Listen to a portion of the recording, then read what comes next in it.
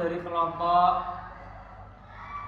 satu. Keadaan politik di dalam negeri. Oke.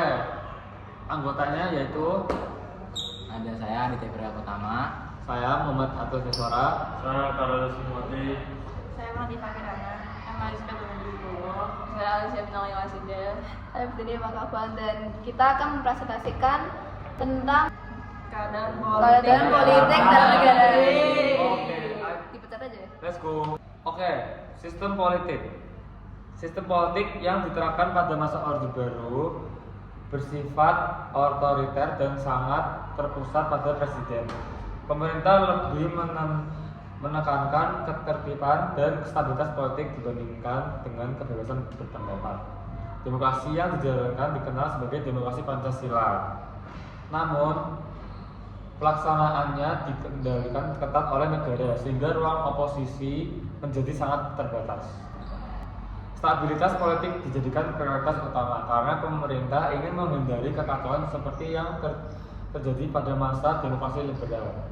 Stabilitas dianggap sebagai syarat penting agar pembangunan ekonomi dapat berjalan lancar dan konflik politik tidak mengganggu keamanan nasional. Oleh karena itu, pemerintah lebih memilih kontrol yang kuat terhadap kehidupan politik. Itu yang kedua pemilu pada masa Orde Baru. Pemilu pada masa Orde Baru memang dilaksanakan secara rutin setiap 5 tahun, tetapi pelaksanaannya belum sepenuhnya demokratis. Itu dikarenakan pemerintah memiliki peranan besar mengatur jalannya pemilu, sehingga tidak dapat berlangsung bebas dan adil. Akibatnya hasil pemilu seringkali sepenuhnya mencerminkan kehendak rakyat.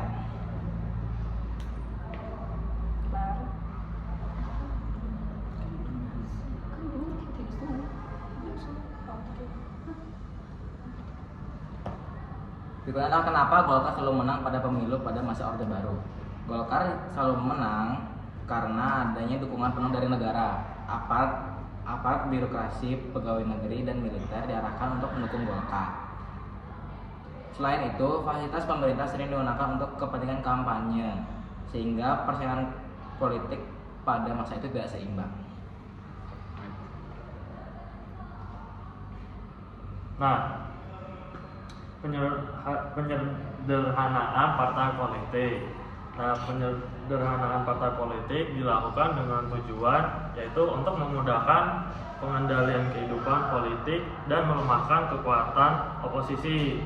Dengan sedikitnya jumlah partai, pemerintah lebih mudah mengontrol arah politik dan politik nasional. Dampaknya demokrasi menjadi lemah dan pilihan politik rakyat semakin terbatas.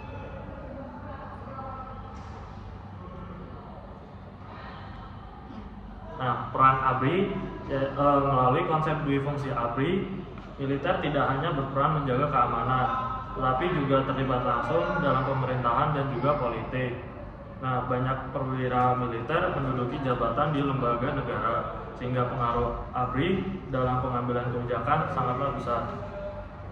Sekarang saya akan membahas tentang lembaga negara pada masa Orde Baru.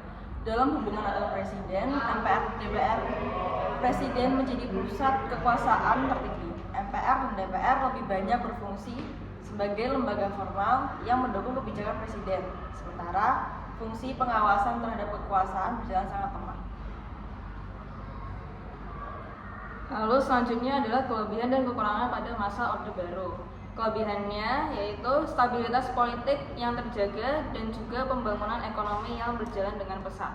Tapi kekurangannya adalah terbatasnya kebebasan politik, terpusatnya kekuasaan pada satu figur, serta maraknya praktik otoriter dan penyalahgunaan kekuasaan.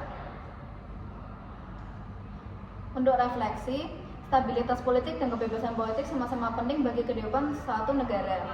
Stabilitas diperlukan agar pemerintahan dapat berjalan tertib, pembangunan berlangsung lancar, dan konflik sosial dapat diminimalkan. Tanpa stabilitas, negara bisa mengalami kekacauan yang menghambat kesejahteraan rakyat. Namun, kebebasan politik juga sangat penting karena menjadi dasar bagi demokrasi.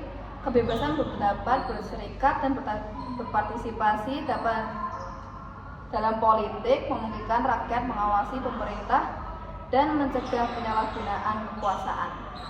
Jika kebebasan terlalu dibatasi, stabilitas yang tercipta cenderung bersifat semu dan dapat melahirkan pemerintahan yang otoriter. Oleh karena itu, stabilitas politik tidak seharusnya dicapai dengan mengorbankan kebebasan politik. Keduanya harus berjalan seimbang agar tercipta pemerintahan yang kuat, demokratis, dan berpihak pada kepentingan rakyat. Kesimpulannya, pelajaran terpenting dari masa Orde Baru adalah bahwa stabilitas dan pembangunan tidak boleh dicapai dengan mengorbankan demokrasi. Stabilitas yang dibangun tanpa partisipasi rakyat dan pengawasan kekuasaan terbukti rapuh dan juga membuka peluang penyalahgunaan kekuasaan. Karena itu, demokrasi, check and balance, dan juga kebebasan berpendapat menjadi hal yang sangat penting untuk dijaga. Nilai yang perlu dipertahankan dari masa Orde Baru adalah stabilitas nasional, ketertiban sosial, semangat pembangunan serta etos, disiplin, dan kerja keras. Namun praktik yang harus ditinggalkan adalah otoritarisme, kekuatan yang terpusat, pembatasan kebebasan berpendapat difungsikan, ABRI, serta praktik korupsi dan nepotisme. Agar menyalahgunakan kekuasaan tidak terulang, diberlakukan penguatan sistem check and balance, penegakan hukum yang tegas, jaminan kebebasan berpendapat, serta pendidikan politik agar masyarakat aktif mengawasi berjalannya pemerintahan. Sekian, terima kasih. Terima kasih. Terima kasih.